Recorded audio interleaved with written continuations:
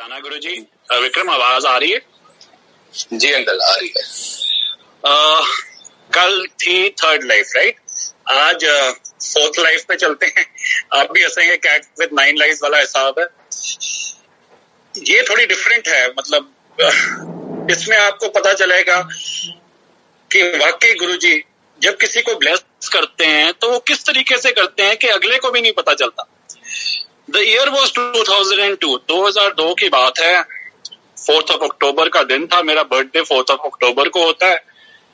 तो उस दिन जब गुरुजी से मैं आज्ञा ले रहा था तो मैंने कहा कि गुरुजी आज मेरा बर्थडे है, थिंकिंग के थापी देंगे।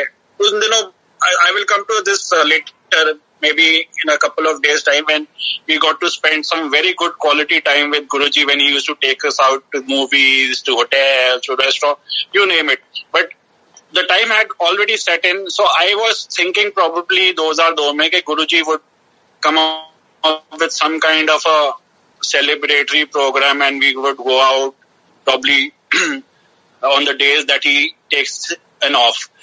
गुरुजी मंडे ट्यूसडे वेडनेसडे संगत नहीं किया करते थे, तो वो बड़ी क्यूटली कहते थे मैंने भी तो छुट्टी चाहिए। So I mean come to think of it, भगवान वैसे छुट्टी नहीं लेते, बट जस्ट एक ये दिमाग में लोगों के डालना कि मैंने भी तो छुट्टी चाहिए। एनीवेज ही जब मैंने कहा गुरुजी आज मेरा बर्थडे है, तो इंस्टेड ऑफ सेइंग कि चल थापी, मैं सोचा था पीठ पे थापी करेंगे या कुछ अच्छा ऐसा बोलेंगे। गुरुजी कहने तू 50 साल का हो गया। मैं कहा यार किहो दे गुरु है ने, इन्ने वड्डे गुरु ने, इन्होंने यही नहीं पता कि आज मैं 36 साल का होया होना। I was born in 66, so that would have made me about 36 years in 2002। मैं कहा यार इन्हां दा नहीं समझ आंदा, बस मौज दी गल है। कदे ते किन्नी वारी हंस के तुहानू ग्रीट करदे हैं ते ए टक्का जिहा जवाब दे दिता है कि तू 50 साल का हो गया। पूछ रहे ने मैनू, मतलब कोई पूछन की लोड़ है। फिर वही क्या, जिस तरह my staple answer to myself मना एक खाना सन ते दूजे तो कट दे, की फर्क पैंदा, तो ठीक होना आए सेगा, बहुत कुछ हो गया तेरे नाल। And I forgot about this incident. This came back, now we were in the year 2007। Guruji ने समाधि ले चुके थे। And there was this satsang at Roma's place. Roma is a very blessed soul, very close to Guruji. Empire State ही रहती है, very pious lady. तो गुरुजी उसके घर में हम सत्संग पे गए हुए थे। And there was this accident that took place of Roma, in which her car was totally shattered, but वो बच गई और उस पे खरोच नहीं आया।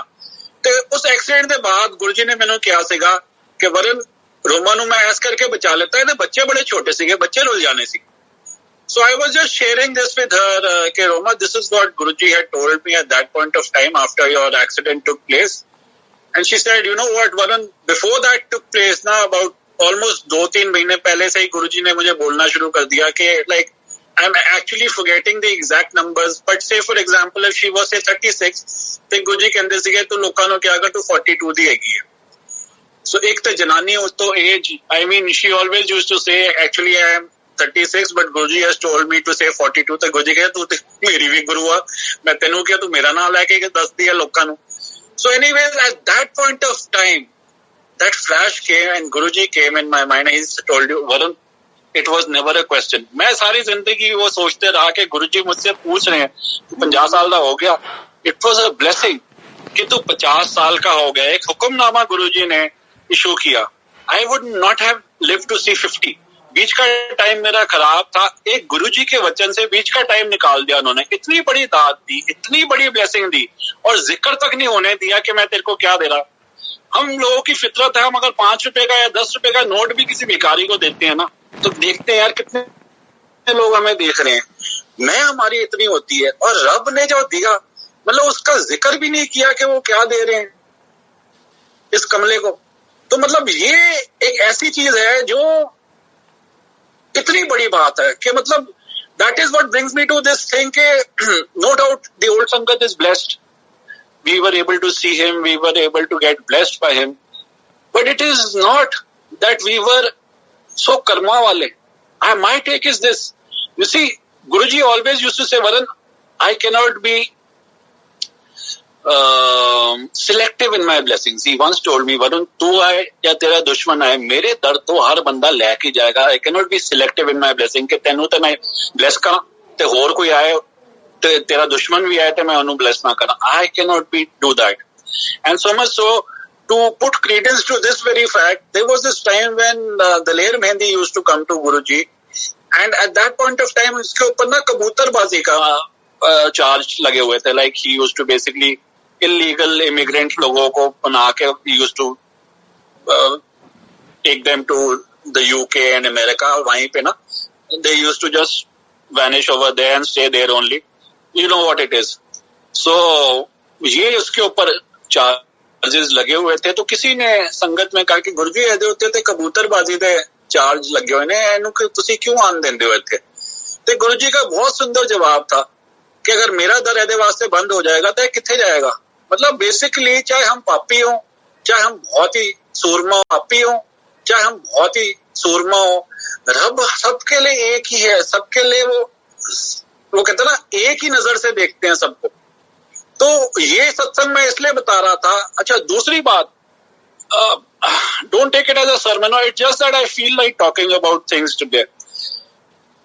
We are not even realizing how easy he has made for us. तो कहते हैं ना कि ब्लेसिंग्स पाना कितना आसान कर दिया है गुरुजी ने हमारे लिए कलयुग में, कि भाई पहले लोगों को जो तप करने पड़ते थे एक पांव पे खड़े होके, जल में खड़े होके, आज गुरु has made it so much easy कि आज हम उनकी जब सत्संग करते हैं, उनका गुणगान करते हैं, तो ये गुरु जी के वचन है कि बोलने वाले और सुनने वाले दोनों का कल्याण होता है. कभी इससे सस्ता सौदा देखा है? दिस इज अ लूट मची है. लूट, यू नो व्हाट अ लूट इज, कि भाई मुफ्त का सौदा है ये लिटरली. आप ये सोचो, मैं इसकी एक तुलना देता हूँ.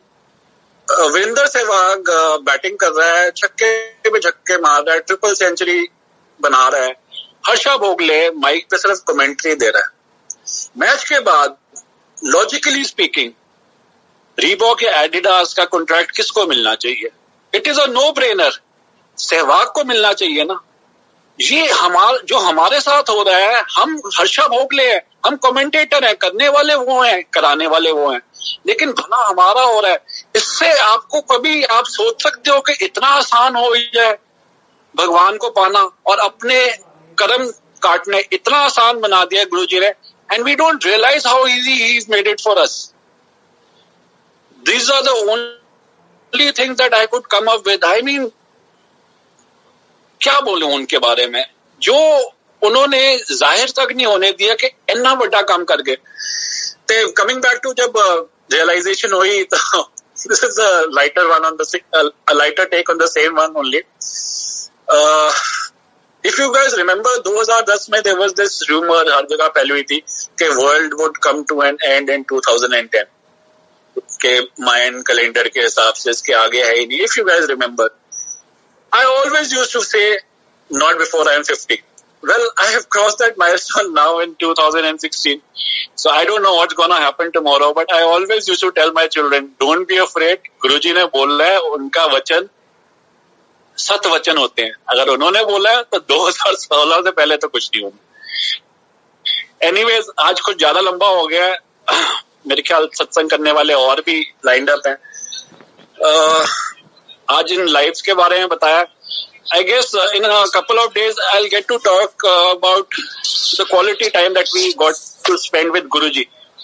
The reason I would talk about them is not for any one-upmanship, but just because, as you all know, कि गुरुजी सत्संग नहीं किया करते थे, मतलब सरमन नहीं दिया करते थे as such बैठ के.